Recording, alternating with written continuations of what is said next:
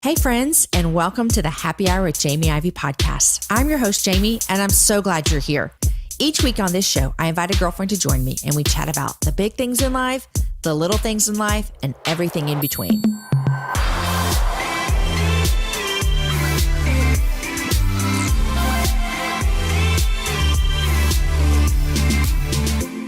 Friends, let's make birthday memories that will last a lifetime at Build-A-Bear Workshop.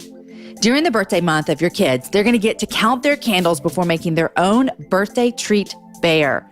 The birthday treat bear is made just for birthdays, and it only costs as much as the age you're celebrating. If your child is turning 5, the birthday treat bear only costs $5. Visit buildabear.com to become a bonus club member for free and learn more about all the fun ways to celebrate birthdays at Build-A-Bear Workshop. Friends, you are listening to episode number 212, and my guest is Nicole Zasowski. Nicole is a licensed marriage and family therapist in Connecticut, where she lives with her husband, Jimmy, and her son, James. She's an old soul who wears her heart proudly on her sleeve. Nicole also enjoys writing about her story and the way she sees God moving and molding her through it. You're going to want to know this after our show, is that her first book is coming out in January of 2020. That seems like forever away, I know, but just keep her name in the back of your mind because you are going to want to get your hands on this. Today's show is talking about feelings. You may think, I love feelings or I hate feelings. Just stay with me, you guys. If you are a person who would rather just stuff those feelings down, I want you to know that this show is for you. Get in a safe place with a safe friend and listen, because you are going to be challenged to see how helpful it actually is to deal with your feelings instead of stuffing them down. We talk about how we as people, we are so good at protecting ourselves from pain. Anyone relate to that? We cannot change what we will not name, so it's a very important part of the process to know what it is that we need to take off. And this whole model is based on that verse in Ephesians, taking off the old self and putting on the new. But then the bulk of the work is just beginning, because, and a lot of people want to jump to, well, I just won't do that. I'll take those coping behaviors, and no matter how I feel, I'll do something different. And self-control, as you know, only gets us so far, not very far at all. Because if that emotional root is there and we've learned to protect ourselves in those ways, we have to go to the root. Okay, you've got that goodness to look forward to. Also at the beginning, before we get to dealing with our pains and stuffing it down, Nicole and I talk about some grief that her and her husband have walked through in the past couple of years with multiple miscarriages.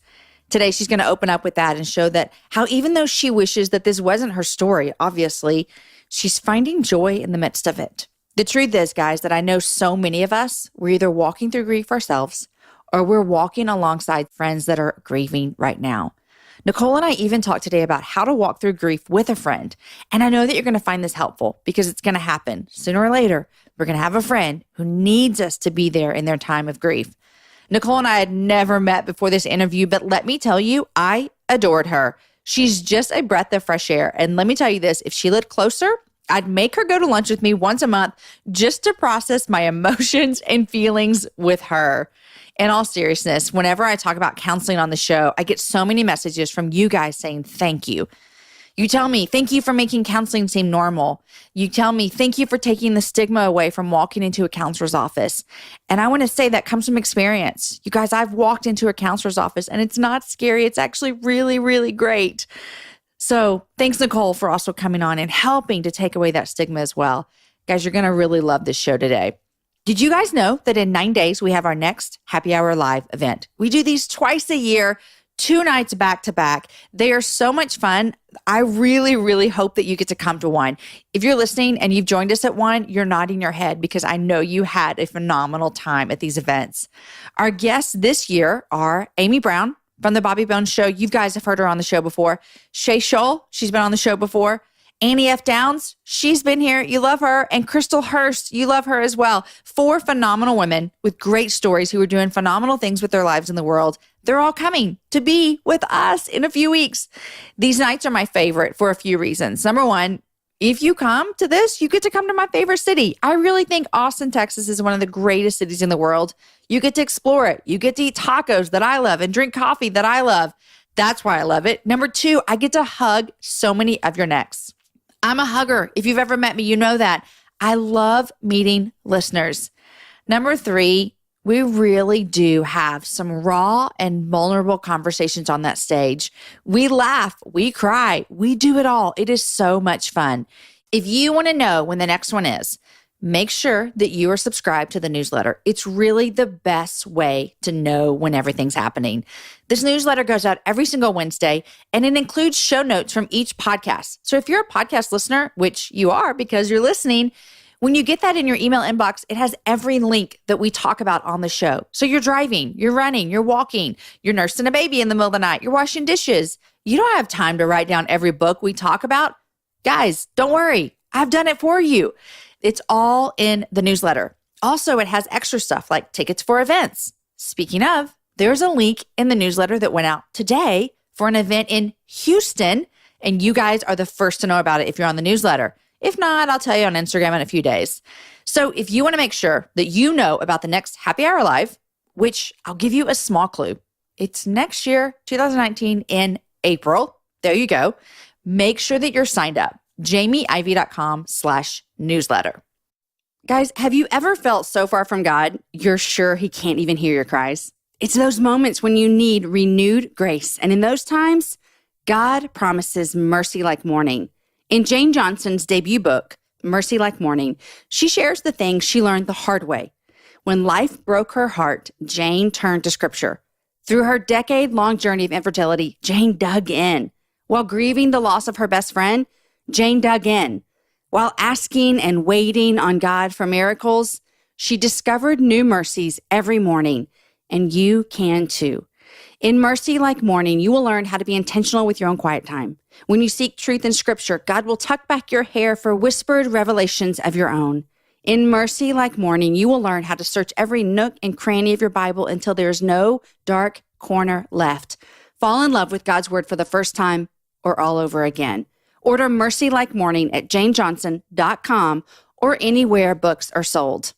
All right, friends, longest introduction ever. I know it, but thank you for sticking with me. Here is my conversation with Nicole. Hey, Nicole, welcome to the Happy Hour. Hi, Jamie. I'm so excited to be here. Thanks for having me. You're so welcome. We have a mutual friend. Yes. Well, I just found out we have several mutual friends, yes, at least that I figured out so far. Yeah. By the end of this hour, we might know more. But Jen Jett. Mm-hmm. Love and her. How do you know Jen? So we met at one of her Launch Well seminars. Oh, yes. That she does for writers or prospective writers. Mm-hmm. And which one?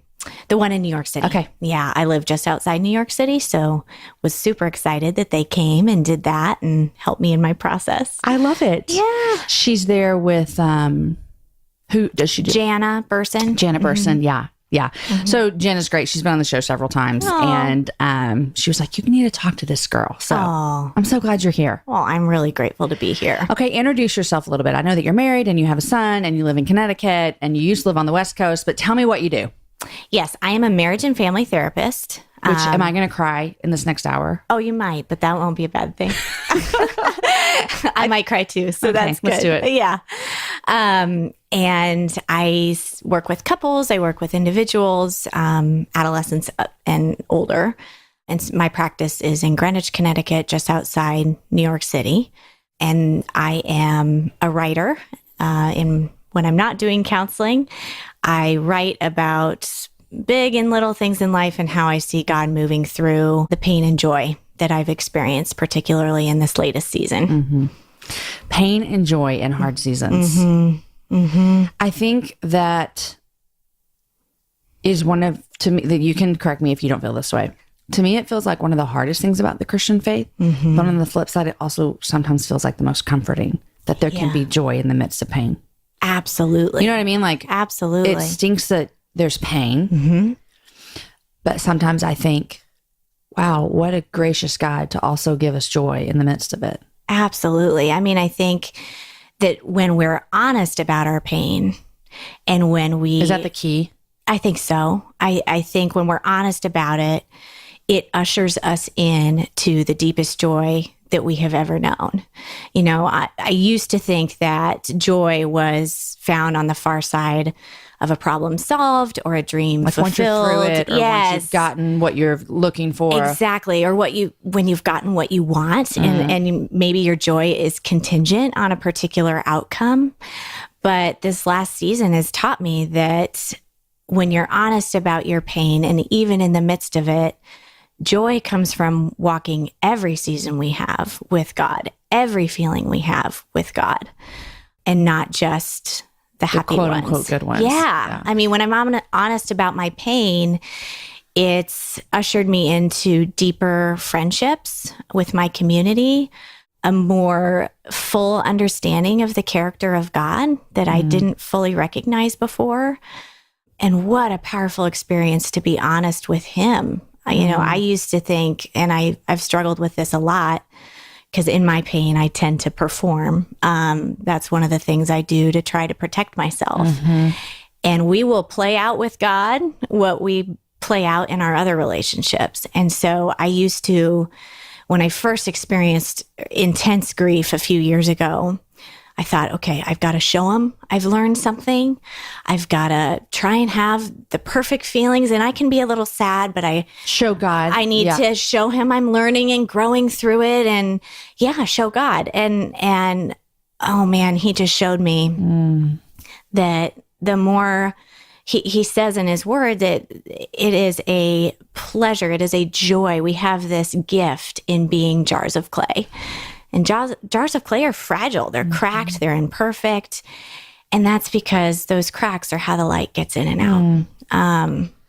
So I want to go two places with us today. Sure. First, I want to hear you mentioned that you've walked through seasons of grief in the past 7 years, and where I want to hear about the season of grief, and I want to hear how you felt joy. And then I want to also talk about your work that you do with marriage and family counseling. I was telling you before we started recording, anytime we talk about counseling on the happy hour, I always get messages from people. I get messages from therapists saying, thank you for making this normal. And I get messages from people saying, thank you for making this normal. And so I say all the time, counseling is, it's for broken people, and we're all broken. So, I mean, it's just everyone raise your hand. Me you need included. It. Everyone needs it, you know? Everybody needs it. I was telling I had a meeting with one of my kids' teachers yesterday. It was my daughter. And I was filling them in on some things, and she's super confident. But I think I'm going to be interested in this conversation because I think she hides a lot of pain. She's joined our family through adoption, and just so I noticed that about her. But anyhow, I'm talking to her teachers and I'm telling them something, like some funny story or whatever. I think I even told them like something I screwed up with in parenting or whatever. And I'm like, listen, this is going to come out in counseling one day when she's in it, and I know it because we just all screw up. Like, I can't be the perfect parent. Of course not. You know, and because I'm a broken person parenting broken people. But I'm pretty honest with like, kids, it's okay if you need to talk about your pain that I've caused you with someone else. And I also am like, you can tell me if I'm causing you pain, please tell me. I had that conversation with 2 kids recently. Have I ever hurt? Have I hurt your feelings recently? And one of them said no, and one of them said yes. What a gift. I know.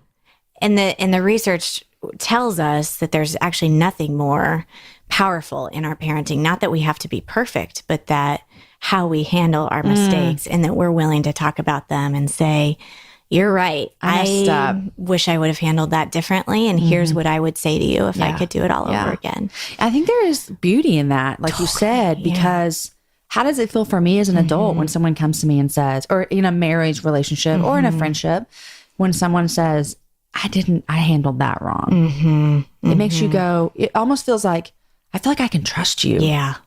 Because you're aware and you're human. You're willing to own your mistakes. Absolutely. Okay, so let's go into your grief. So it's like, how do you do talking about your grief? You know, I tend to get quiet and with my people initially. My people being, you know, my husband, my family. I have a really close knit group of friends. That's one of the things I feel really blessed by in my life.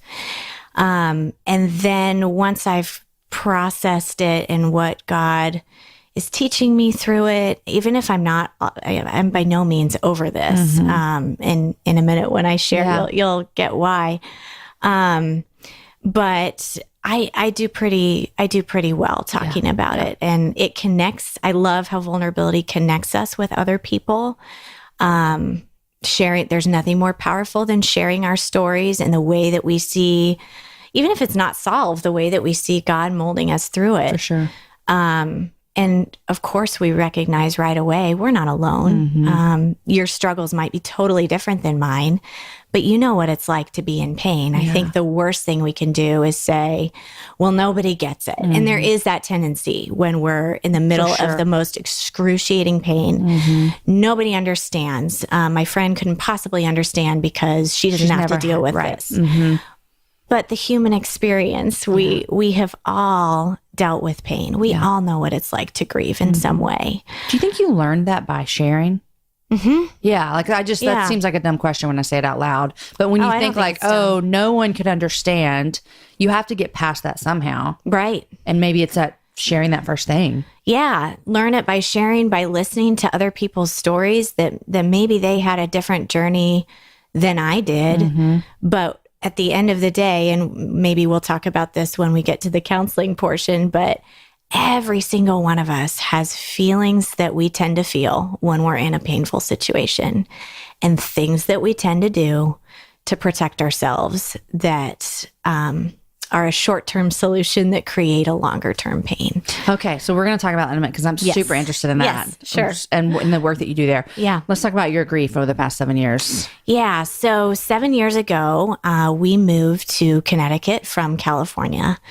And some of the changes and loss in the last 7 years, I will be the first to admit, they are not tragedies. But for me, what they did was they called out my particular ways of coping with my pain. Some people call them idols. Some people call them coping mechanisms, methods of protection. They called out those for me as frauds. They stopped working for me. What were they? Mainly for me, performance, perfectionism, and shaming myself. Okay. When I would feel pain, those were sort of my go-tos. And which is where you said you were trying to convince God that you had learned your lesson.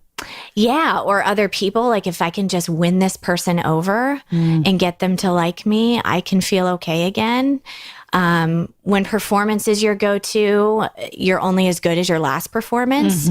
So when it goes well, it's fun for a second, and then you're worried about slipping off the podium. When it goes poorly, you're just racing to perform again so you can prove yourself out of that hole. And what are the other ones, like control? And so here's mine. Yep. Control and approval. Yep. So control and seeking approval for sure.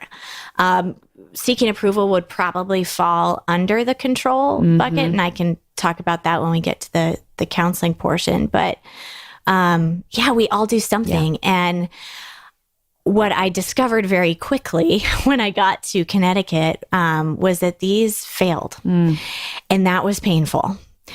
I thought, well, I'll just prove myself all over again. That sounded really tiring. But I was, that was all I knew how to do.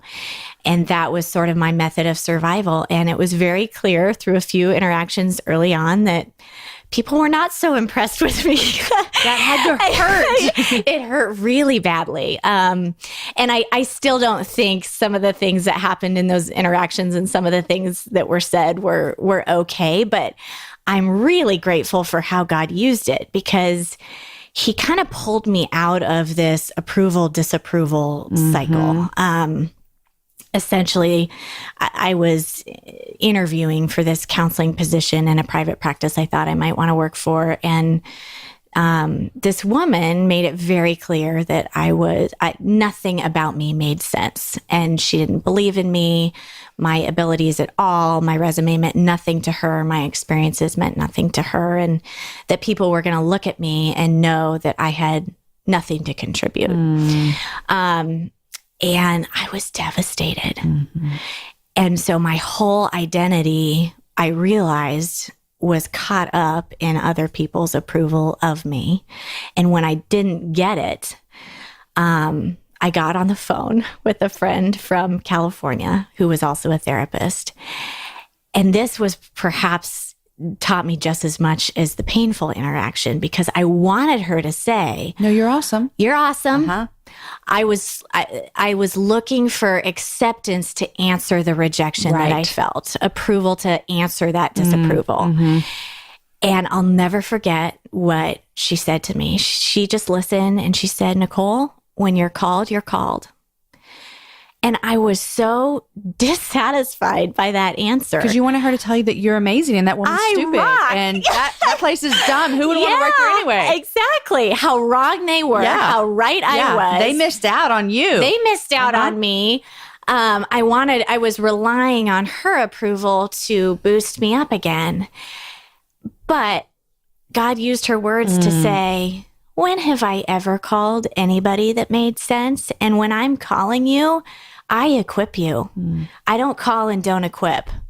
And so your confidence needs to be in my call and not in the approval of others.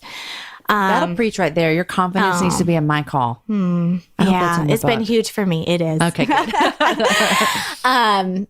And so that was the initial, I thought that the season would end kind of when I got used to my new home on the other side of the country where we knew no one. And there was transition there, of course. But that was really just the beginning of God kind of prying my fingers off of the things that I thought I wanted, including control, including my ability to make the life that I wanted happen. The biggest way that has happened is we've had 5 miscarriages in the last 4 years, I believe. And each one has been equally painful, but has just shown me different things. And this last one actually was just 6 weeks ago. We lost our 5th baby. And I looked at, I can't remember if it was my husband or just in my prayer time. I thought, I do not want to miss the next 15 years wishing for what isn't and missing what is. And a story that God has continued to bring me back to and has just stood out to me in these last 4 years especially, is when the Israelites have just been rescued from Egypt. And, they're in the wilderness. Freedom looks nothing like their vision. And they don't know what the next day is going to look like. They don't even know what the next meal is going to look like. And God provides meal by meal, quail in the evening, manna in the morning. And I believe manna actually means, what is it? Because the Israelites' reaction to God's provision was, what is it? They didn't recognize it because they were so locked in on their own vision that they missed the blessing of God's provision. And yes, I'm gonna grieve each one of these babies. And we have a diagnosis that makes it likely there could be more in the future. But I'm going to grieve each one, and I'm going to be honest about that. And at the same time, I am not going to be so married to my vision that I miss the blessing of God's provision. Now, when you're saying that, that's difficult. That it's is really hard. So difficult. And, I love that. I just read that story with a Bible study that I'm doing with some friends. And one of the things that I also find so interesting about that story that God keeps bringing you back to, and I think is pretty relevant when you're like, God is providing exactly what you need. Yep. And he told them, only take what you need. Yeah. And when they would take too much, it would spoil. Yeah. And I've thought about that story often. It's so funny that you bring that up today, because I think, man, what am I trying to take to collect, or demand that's mine, and God's like, for later, or save it for later, or whatever. Yeah. And God said, it's not even good. Like you can't sustain, but trust me with what I'm giving you. Yeah. I mean, this is where you're walking. Yes. And I don't say this at all. I mean, I speak about this from the mud pit. I do not say this at all like there are days I don't want to just throw something because I'm hurting, and the vision that I had is not there. And I don't know what it's going to look like.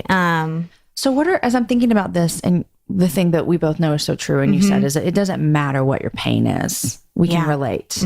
I can relate to this pain, even though I have had miscarriages. But what does that look like practically for someone that's in the mud pit with you?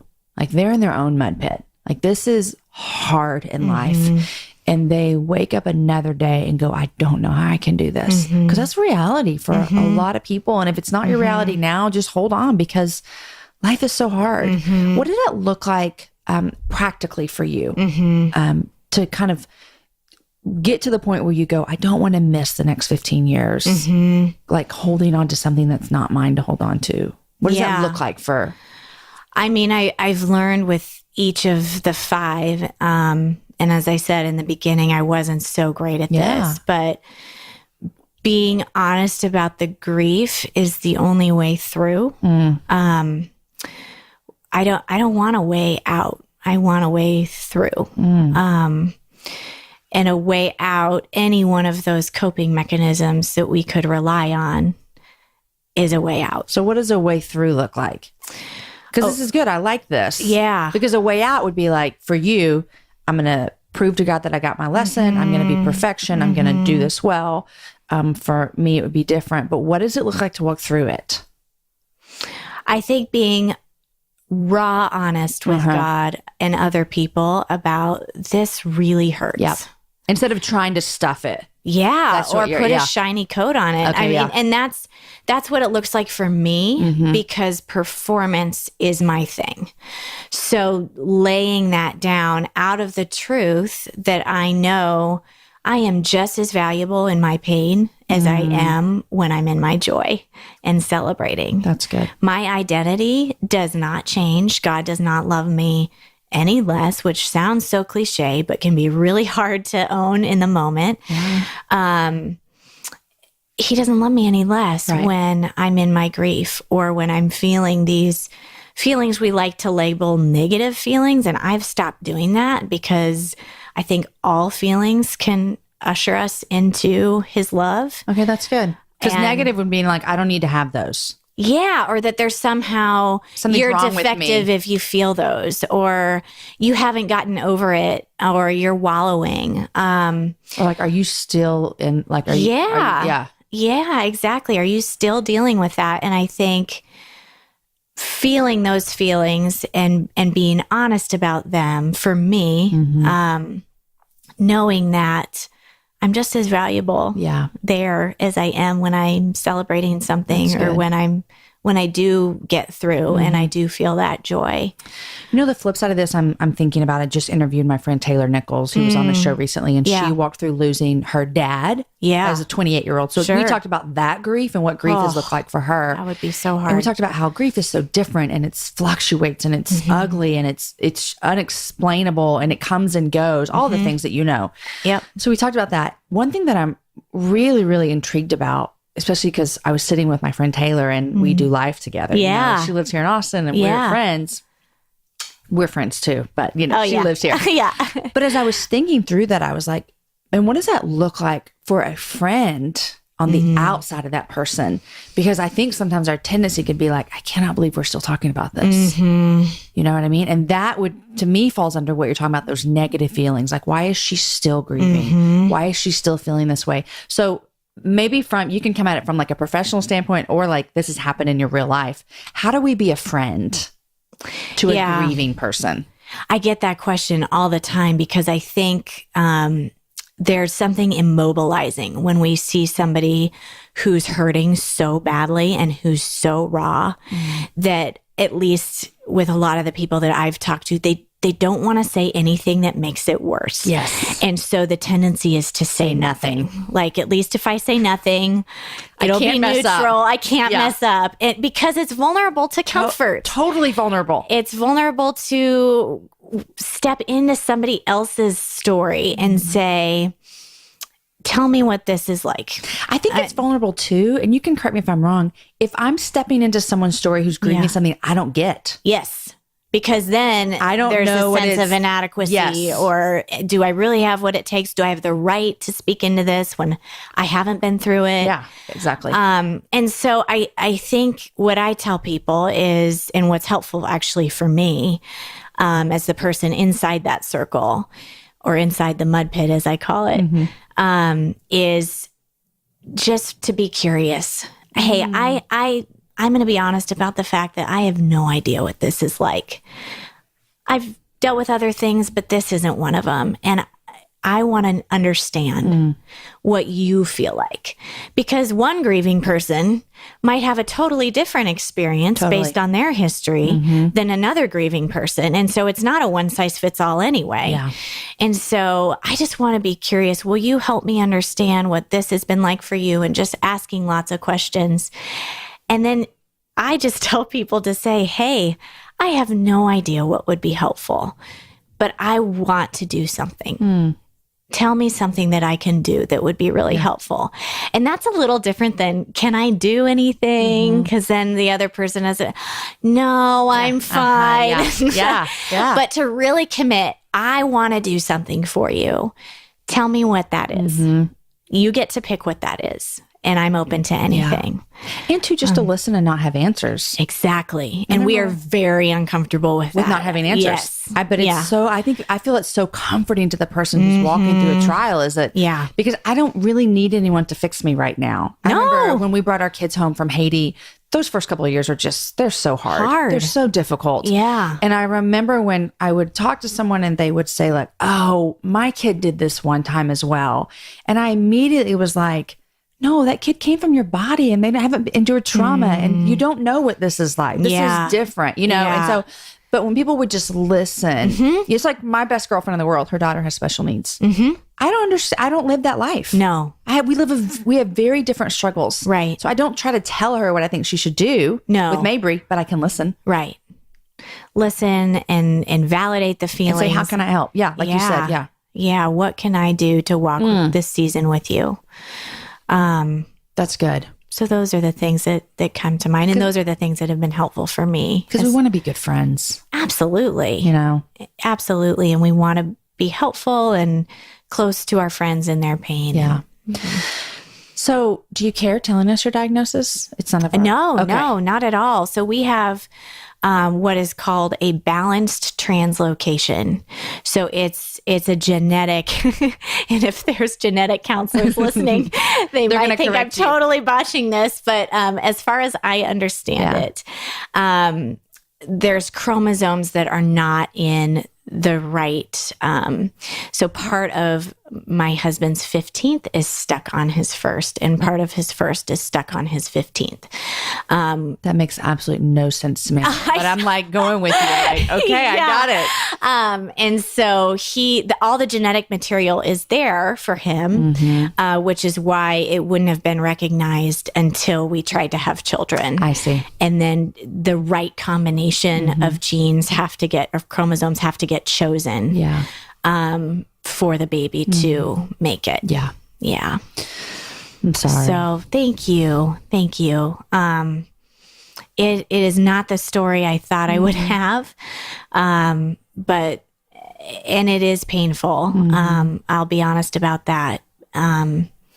But certainly God has not wasted it. Yeah. And I say that genuinely. He has used that pain to, like I said, pry my fingers off what I thought I wanted to give me the one thing I need, which is him. Yeah. I love the Message version of all the Beatitudes. And I might not totally get the wording right on this, but it's like, blessed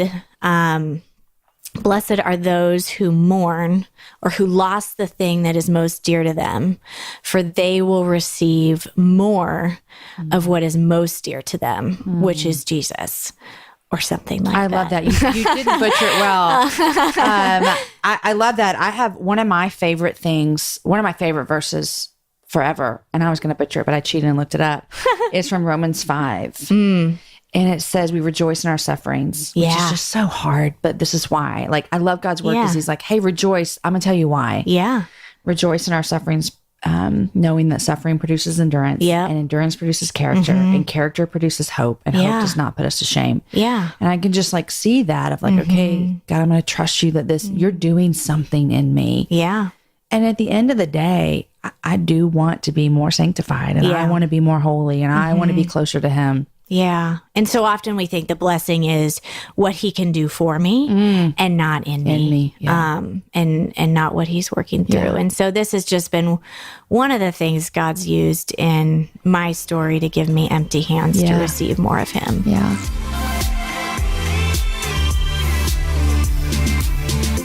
Okay, guys, I know you're loving my new friend, Nicole, and you want her to be your friend as well. But I want to pause for just a second to thank some sponsors of the Happy Hour because they make this show possible every single week for you. The first people that I want to thank are ZipRecruiter. You know, there are job sites that send you tons of the wrong resumes to sort through, or they make you wait for the right candidates to apply to your job. And here's what that's not, guys. That's not smart. But do you know what is smart? Going to ZipRecruiter.com/HH to hire the right person. Because you see, ZipRecruiter doesn't depend on candidates finding you. It finds them for you. Its powerful matching technology scans thousands of resumes, identifies people with the right skills, education, and experience for your job, and then it actively invites them to apply. So you get qualified candidates fast. No more sorting through all of the wrong resumes. No more waiting for the right candidates to apply. That is why ZipRecruiter is rated #1 by employers in the U.S. So right now, you guys, my listeners, that's you. You can try ZipRecruiter for free at this exclusive webpage. Go to ZipRecruiter.com/HH. That's ZipRecruiter.com/HH. ZipRecruiter, the smartest way to hire. Okay, guys, I also want to thank Away. Away offers high-quality luggage that is designed to be resilient, resourceful, and essential to the way you travel. The bags are available in a variety of colors and 4 sizes, including carry-on sizes that are compliant with all major U.S. airlines. The Away suitcase is lightweight and made with premium German polycarbonate that's unrivaled in strength and impact resistance. Not to mention, it features a TSA-approved combination lock, 4 360-degree spinner wheels, and a patent-pending compression system to help overpackers. You guys, I know about that patent-pending compression system because I have one of the carry-on suitcases. And you guys, I have carried that bag on for a 9-day trip in Italy. I take it every weekend when I get on the road. I just took it a couple weeks ago when Aaron and I went to Sedona. I pack so much into that bag. Also, you guys, both sizes of the carry-on are able to charge anything that's powered by a USB cord. A simple charge will power your iPhone 5 times. Try out Away for 100 days. Vibe with it, travel with it, Instagram it, pack it so full you got to sit on it to close it. That's what I do. And if at any point you decide it's not for you, return it for a full refund. Shipping is free within the lower 48 states. And thanks to Away's lifetime warranty, if anything breaks, they'll fix it. So you've got nothing to lose.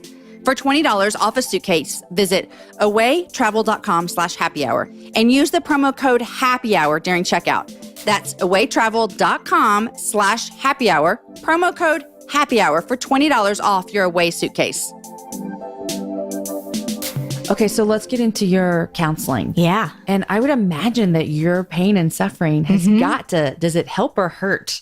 I think it helps. Okay. Yeah. I mean, I think the instant we lose touch with our humanity as a therapist is the instant we lose our gut in the room when we're with somebody else. And I don't talk about my story with my clients because it's about them and it should be about them.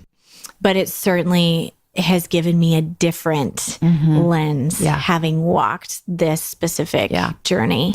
Okay. So I want to hear about the practice that you do with couples, the retreat type thing. I want to hear about that. And I also wanted you to talk about what you mentioned earlier about when we stuff down our feelings. You know what I'm talking about? Okay. Tell me about this. So I'll start with the model of therapy that I use because I also use that at the Hideaway Experience, which is that marriage intensive that I work out 3 to 4 times a year. So the model I use is called restoration therapy. And it essentially says that there are 2 essential pillars we need as humans to thrive and survive, really. The first is love, and the second is trust. Okay. And we're really good as a culture about talking about love. That's all the attachment stuff. Trust, we don't talk about as often. But when there's a violation of love, the result is pain about who we are. It says something about our identity. So I might feel worthless or not good enough or unknown or like a failure. Any feeling that relates to who I am when I get a confusing or destructive message about whether or not I'm loved. Okay. And then when there's a violation of trust, the result is a confusing or painful message about our sense of safety. So I might feel powerless, helpless, insecure about my situation. Anything that has to do with my environment being safe or my ability to make choices and have agency. Okay. And so people's experiences and the relationship dynamics that they grow up with and things that maybe happen to them or their family growing up shape the kind of pain we feel when we're in a painful situation. So you and I could go through the exact same painful circumstance tomorrow, and you might feel unknown or like a failure, and I might feel not good enough and inadequate. So it doesn't matter what the pain is that you go through. It's kind of how... Most of the time, not. Yeah. Okay. Yeah. We could experience the same thing and feel totally different things based on what our stories have been. So I could imagine, I'm trying to think of like how I would see this play out. If you're a marriage therapist, I bet you've seen this. You always hear parents who have kids with special needs or walk through the death of a child. Yep. Can be one of the hardest things. Am I right? Absolutely. And you see a lot of marriages not make it through those. Yes. Is that one of the things? They're experiencing the same pain, but they're dealing with it differently.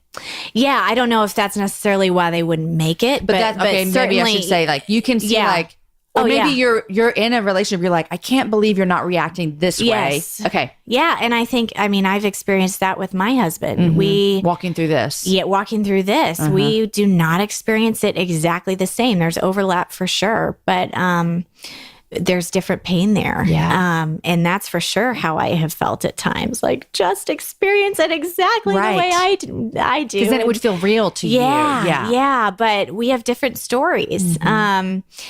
And so as a result of these feelings, we develop ways of coping with them, which is what you were referring to, in an attempt to protect ourselves from those feelings that are understandable and growing up sometimes even necessary. Okay. But what's necessary becomes a barrier in our relationship with ourselves and our relationship with other people. As you get older? Yeah, as you become an adult and you're empowered to make choices and you're interacting, you take more responsibility for those feelings. Okay, give me like a real life example of what this looks like. Yeah, so, I'll use myself. I was going to say with a woman named Sally. I don't know. How about a woman named Nicole? A woman named Nicole. So my feelings are when I'm in a painful situation, I tend to feel rejected, not good enough, and like a failure. Okay. And those are all similar, but have slightly different, but very much in the identity column. And so immediately what I do is I shame myself. And we think of shame often as a feeling. I tend to think of it as something we do. It's one of our coping mechanisms. How do you do shame? What does that look like? So you basically agree with those feelings. I am this. I am this. And I continue to give myself messages that perpetuate that feeling that I am no good because of this. And if you think of if your little kid self is outside of you and right here in front of you, it's sort of like shaking your finger at them, like, you are no good. You would have been better if you could, and of course we would never do that. Right. But we do it to ourselves all the time. All the time. Yeah. And we're totally comfortable treating ourselves that way, but not somebody else, or let alone a child. And so that's one thing I do. And then the next thing I do would be to try and perform and prove myself out of that feeling. So the shame that I carry, those not good enough feelings, can only be answered by being better. Okay. A good performance. And I use that good performance as a permission slip to feel okay about myself.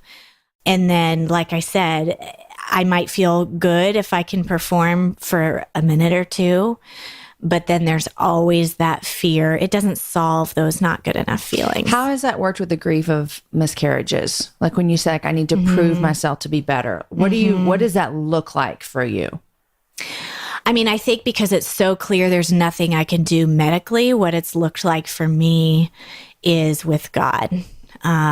If I can, I've had thoughts that I don't believe at all, but it just shows you how tenacious shame is about finding fault within. I've had thoughts about, if maybe God doesn't think I'm doing a good job with the son that I do have. And maybe if I were just a better mom, he would entrust more children to me. Or maybe it's because, that's the main one. Yeah. Maybe, it's because I got in a fight with my husband the other day. I have felt that way. Yeah. I remember I had 2 miscarriages in college. So I was unmarried, pregnant. And then when I was married to my husband and we got pregnant with our son, Caden, I was really convinced that I would lose because I had had 2 previous miscarriages. Sure. Well, now I'm married and I can do this. Like, this is quote unquote you have a allowed. green light. I have a green light to do this. But I was really convinced that God surely wouldn't let me because I didn't deserve it. Yeah. So that was that talk of. That's that shame talking. It's that, yeah. Yeah. That shame telling you, you don't deserve a good thing. Which is another thing when God has pulled me outside of that. Every good thing is a gift. We don't earn it. Yeah. And it really shined a light on how entitled I felt to good things because I had been good. Yeah. And that's not how it works at all. It's all grace. Right.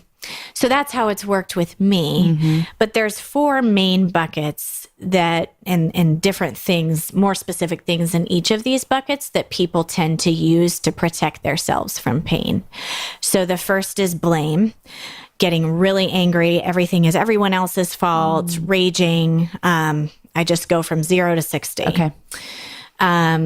The second would be shame, what we just described, agreeing with those messages about your value and I can do no good and there's something wrong with me. And I don't know about men because I don't know men. Like, I don't know I'm a woman. Right. It's so weird to say. I don't know. But you might be able to answer this because you speak to both. But I feel like that shame one, man, us women, we can just sit in that. We are good at it, for sure. We are good at sitting and believing it to be the ultimate truth. Yeah. Yeah. Like, this is true about me. Yep. No, I do encounter a lot of women who struggle with that one, but men too. Yeah. I mean, the crazy thing is it probably looks different. It looks different, but all 4 of these are okay. So blame, shame, control. Okay. So that's me. I'm like, I see that smile over there. Yeah. Yeah. So that's basically if everyone else just does it exactly the way that I need them to, I can feel okay. Or if I can manage my life into going exactly the way I want it to. And this is a tough one because our culture celebrates controllers. Yeah. It's the type A. It's often qualities that are really celebrated in the workplace, depending on the workplace. Yeah. But that kind of get it done at all costs, very independent persona. And then the final one would be escape. And this has lots of different faces because we can escape in all sorts of ways. Oh, now we can. I mean, there's an escape every minute of the day you could find. I mean, pick up your phone. Exactly. Right? Instagram. Okay, yeah. And anything on the iPhone, Netflix, shopping, addiction. Yeah. Like drugs, alcohol, pornography. All that falls under escape. All of it falls under escape. And yeah, and then some people physically leave. Literally, you escape. Yeah. Uh-huh. I just take off. Yeah. And the interesting thing about that is withdrawal. You can actually do that in all four. I can withdraw to punish. Yep. And that would be more blaming. I can withdraw to manipulate, to get you to do what I want to do. I can withdraw to check out. Yep. Or I can withdraw because I am so bad that nobody deserves to be around me. Yeah. And so face value doesn't necessarily tell us what the driving motivation is. Yeah. So yeah, those are the things that we do to protect ourselves from pain. So with your therapy, you're saying, let's first find out what it is that you struggle with. Like, we call it the pain cycle. Let's identify the pain cycle. And then do you help them to recognize the pain cycle? I get it on paper. And then get some steps for what we're going to do next. Yeah. So then the bulk of the work, insight, is only not even half the battle. I mean, we have to know we cannot change what we will not name. So it's a very important part of the process to know what it is that we need to take off. And this whole model is based on that verse in Ephesians, taking off the old self and putting on the new. But then the bulk of the work is just beginning because, and a lot of people want to jump to, well, I just won't do that. I'll take those coping behaviors, and no matter how I feel, I'll do something different.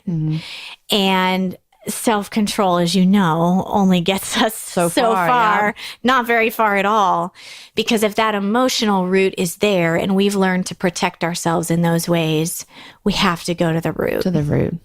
And so the bulk of... And that's the hard part. That's the hard part. That's the good part, and that's the messy part. That's where, it's like cleaning out the closet. Feelings in the back corner you didn't know you had, wounds you didn't know you had, or just strewn out all over the floor. And it takes a lot of courage to do this part, but it's so worth it. Yeah. And so what I help my clients do, or hope to, is being able to look at those feelings and help them take the empowered position to say, what is true about those? Yeah. There's a huge difference. We can't eradicate feelings from our lives. I wish. Right? Yeah. But those are there. But when we do feel them, we do have a choice about what we do with them. Do we agree with them? Do we react from them? Or are we willing to look at ourselves and say, no matter how I feel, this is what's true about me. This is what I'm empowered to do. And so instead of whatever, blame, shame, control, escape, this is what I'm going to do instead. That can be, it'd be so empowering, I think. Huge. I mean, I'm thinking even like in my own life, of course, I'm thinking of things that would be a struggle for me. And sometimes I think also we think, and it might be true, it's easier to just do those things that we've known how to do forever. Yeah. It feels easier. What you're asking me to do feels like a lot of hard work. Absolutely. But I can use my brain to think the other side of that hard work must bring so much freedom. Yeah. Yeah. Yeah. And we have to experience it. So I do a lot of experiential stuff because otherwise it's just words and there's nothing magic about the words.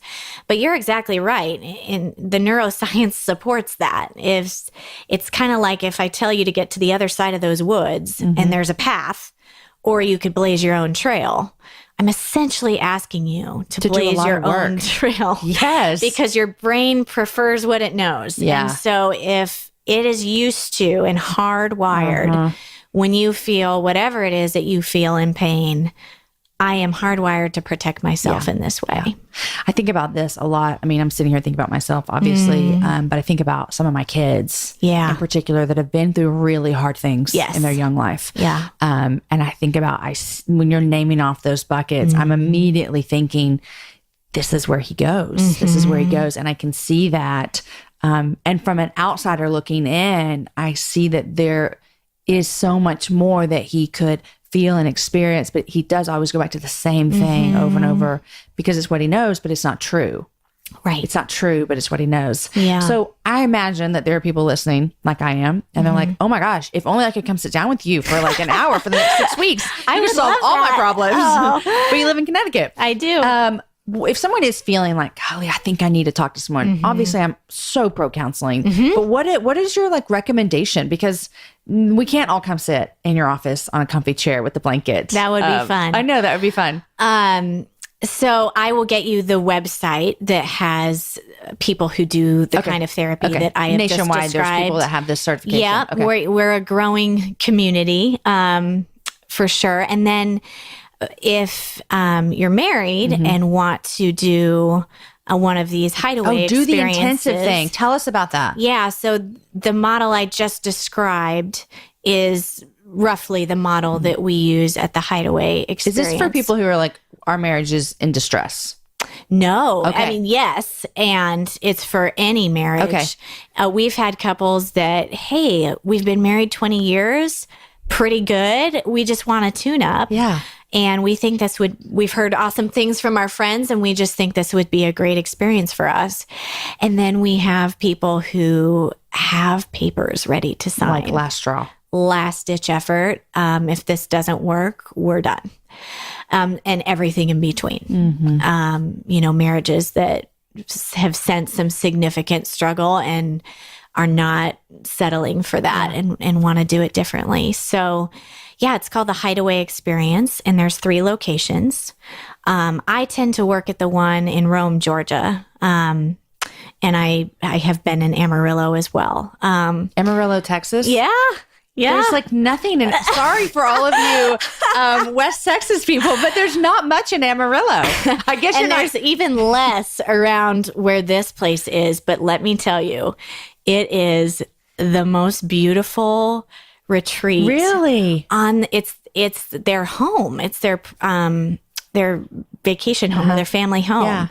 That they run these intensives out of. And it's on this canyon. Do you know what that's called? It's some canyon. I'll take it back. West Texas can be very beautiful. Yeah. So all of you that are listening, we vacation in Marfa all the time. But I know Amarillo is a little bit norther. Yes. Norther? That's not a word. North of there. Okay. Yeah. So the place itself, it's like 5-star accommodations. The hospitality. I'm down for hospitality. It does it for me. Yes. And you will be, I say this all the time. That is every bit as much, if not more, the therapy is being than served. the actual counseling.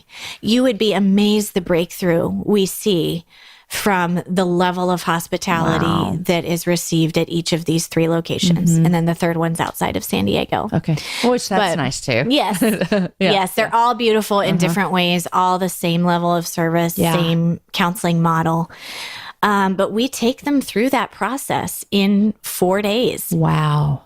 And I always say I get the privilege of just being a miracle watcher. I mean, do you see? Oh my goodness. It is such and I don't say this like I'm doing it. It is God through these places and through the work that these couples are doing. Wow. The other thing is it's group couples therapy. Oh, that makes my armpits sweat. This is the worst thing I could ever imagine. Is that hard? It is. So it's the number one thing that people are afraid of. Yeah, I'm scared right now for everyone that's coming. Number one thing that people love when they leave. It's their favorite part. Yes, because you learn exactly what we're talking about. Yep. You're sitting with perfect strangers, and that sounds really scary because we're asking you to go to deep places. Which I'd rather go deep. Here's the protector. Sure. Let's go. I'm going to go deep with someone I don't ever have to see again. Yeah. Rather than like my kid's, football mom. Yeah. But by the end, you may wish you had seen them again. I know. You would get to see them again. But all of a sudden, somebody else is talking from across the circle. And I'm like having this revelation that, oh my goodness, they're putting words to how I have felt for 31 years and never been able to express before.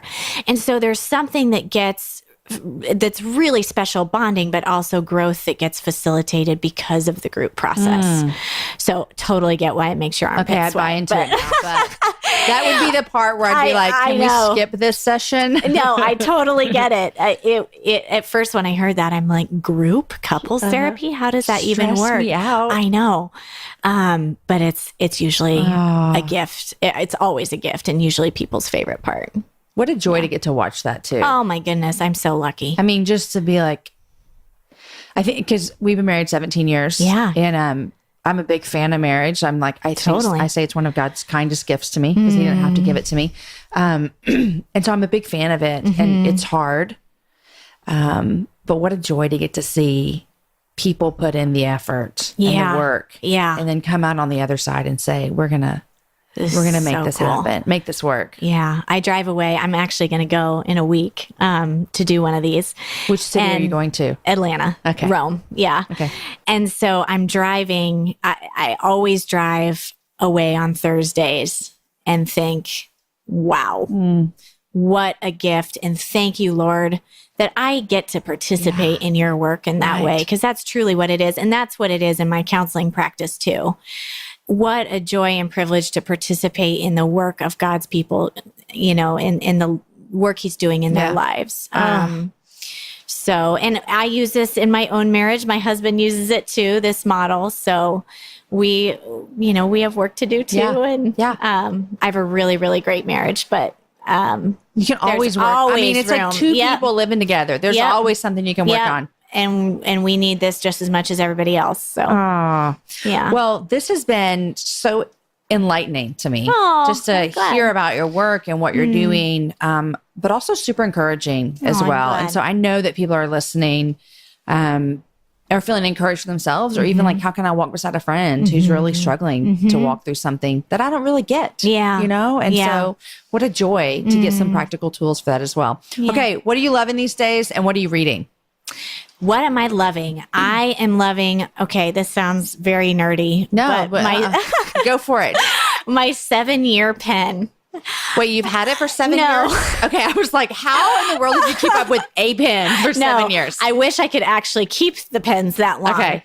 But it's a type of pen that I use to write because I'm in the middle of writing this book. Are you handwriting your book? No, but I use it to journal and process, and I usually do a lot of scratching before I actually type. Yeah. And I have to have this pen. 7-year pen. The 7-year pen. I think that's what it's called. If you type that into Amazon, it will show up. Is that where you got it? Amazon? Okay. Yep. The 7-year pen. What else? I am loving my University of Washington Huskies, even though... Didn't y'all win recently? No, y'all lost to... Yeah, Auburn. It was brutal. Y'all didn't lose that bad. It wasn't that bad, but we had we fought a good fight. It was a good game. Yeah. I have a friend here who's a Husky fan, so that's the only reason I would ever know how y'all did. Oh, that's so fun. We watched the game. I know. He's from Washington State. There you go. And so we watched, the game was on. And so I only take notes because I'm like, oh, Nate loves them. Yeah, so yeah. It was a very good game, and I was proud of them, but it would have been fun. Did you go to Washington, or you just... No, my parents did. And so growing up, that was sort of my local football team, and my college didn't have a football team. Okay. So, and then what am I reading? I am reading my She Reads Truth Bible. There's mine right there. It has made such a difference for me. I could also put that in the what I'm loving category. Yeah. I didn't know. I mean, it's obviously the same scripture that I've had forever. But I love the translation. For some reason, it has made such a difference in me getting in the Word on a regular basis. Why is that? I think I love the devotions that are inserted randomly throughout. And I love that they're not on the most obvious passages of scripture. So they just really illuminate the meaning of the text that I may have otherwise kind of glossed over. Right. And I love the thought that they put into, like, I love reading at the beginning of the books, like, this was the purpose of this book. Sure. This was what was going on. I feel like the context this Bible has put around scripture has just made it come alive for me in a different way. Rachel and Amanda will love to hear this. Oh, I hope so. I'm so grateful for them. The reading plan at the beginning of each chapter. Yes.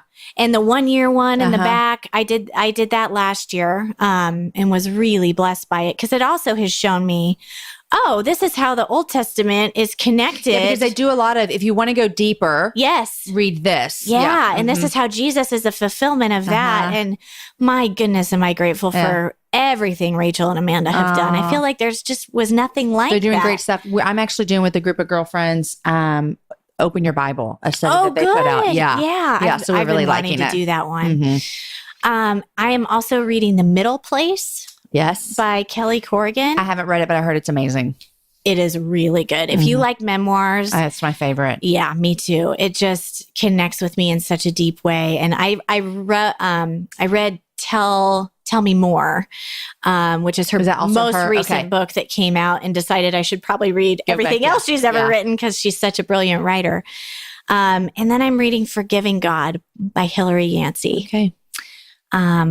And that I'm not all the way through it, so I won't pretend to know what the bulk of her message is. But in the beginning, it's really reminding me to give myself permission for those raw feelings that we talked about. Yeah.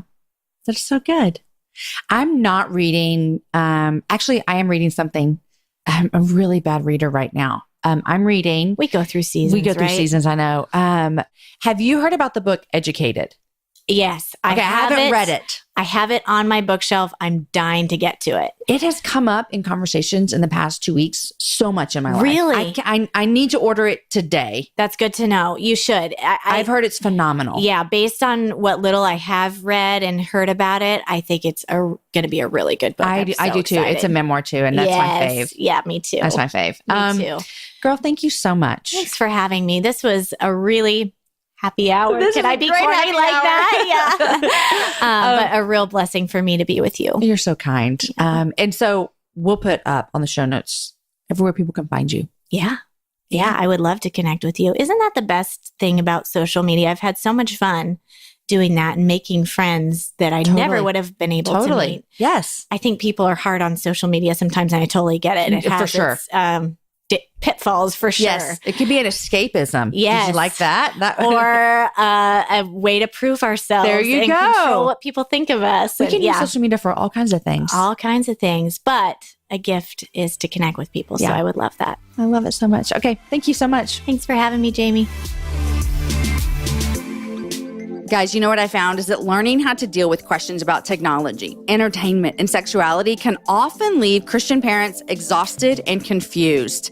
You guys, I want to invite you to join myself, Matt Chandler, Beth Moore, and others at the 2018 ERLC National Conference in Dallas on October 11th through 13th as we look at what it means to be a Christian family. Go to erlc.com/events to learn more. Use the code HAPPYHOUR for 30% off your tickets. Oh, did I mention my man's going to be leading worship there? Come join us, you guys. It's going to be a great time. erlc.com/events. Use the code word HAPPYHOUR for 30% off your tickets. Friends, today's show is edited by Chris with Podshaper, and the music was developed for the show by Matt Graham. If any of you are going to be at the Lifeway Abundance event in Richmond, Virginia this weekend, please come say hi. You know I'm a hugger. I'm going to give you a hug and tell you thank you for listening to the show. I love meeting listeners. Come say hi. Guys, enjoy your week. Share this show with a girlfriend. Have a happy hour with a friend. I will see you back here next week